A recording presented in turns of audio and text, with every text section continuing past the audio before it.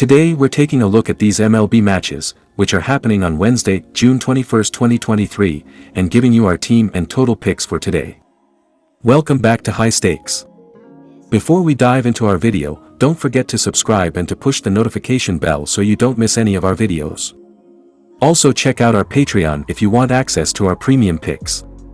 Our Patreon is a way for us to help you improve your chances of making more money. You will find the link to our Patreon in the description and comments section below.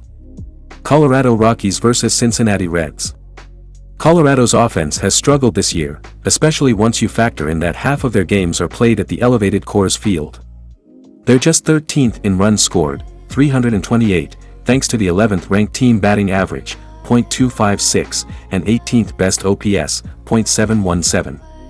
Individually, Elias Diaz leads the way in batting average, .291.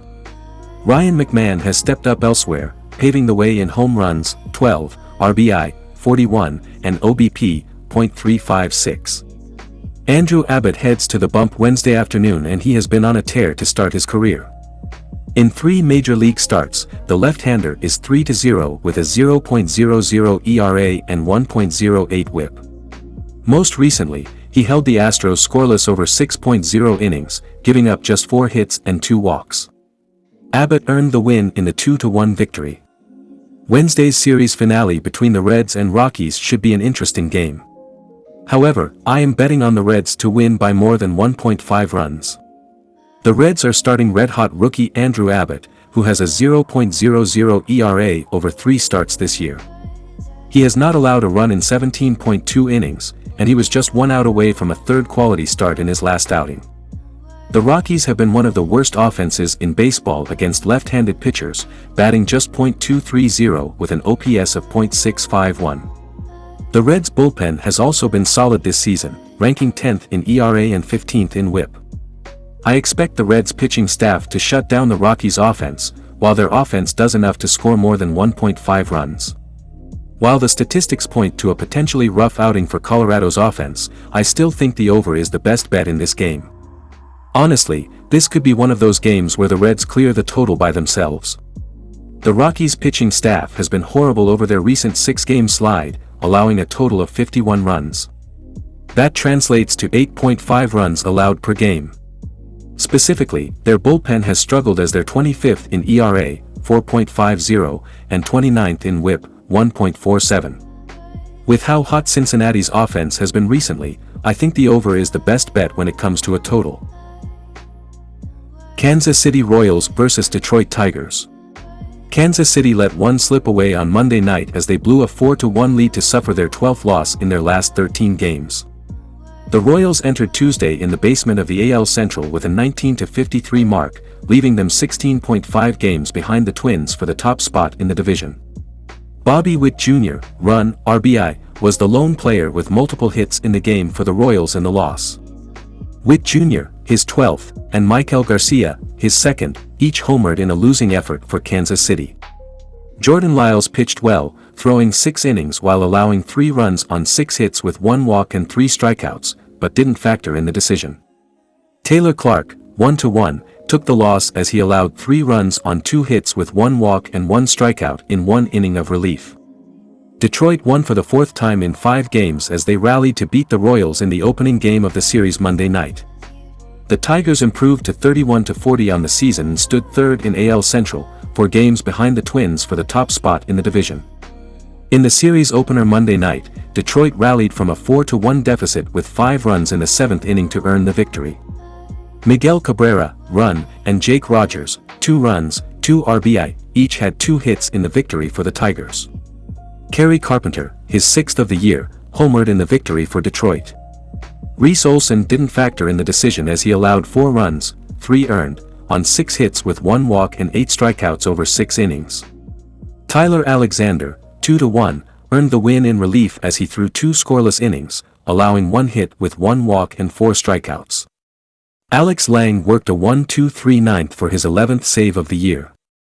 Off-starting pitchers have struggled this season. Singer has had a particularly rough year, while Boyd has been unlucky at times. However, Boyd's FIP ERA suggests that he is due for some positive regression. He won his last start, and the Tigers have won 4 of their last 5 games. Singer has also been unlucky, with his FIP ERA being nearly 2 runs lower than his actual ERA. However, the Royals have been disappointing in all facets this season. They struggled to hold a lead in the opening game of the series, and their bats are weaker after losing Vinny Pasquantino to a torn labrum. In the end, I think Detroit will find a way to scratch out a win to take the series. Matthew Boyd is on the mound for his 14th start of the year for the Tigers in this contest. He comes in 4-5 with a 5.60 ERA, a 1.352 whip, 25 walks and 64 strikeouts over 64.1 innings of work on the year. Boyd earned the win in his last start, which came against the Twins on the road Thursday night. He threw 6 innings, allowing 4 runs on 7 hits with 1 walk and 8 strikeouts in a game the Tigers went on to win 8-4.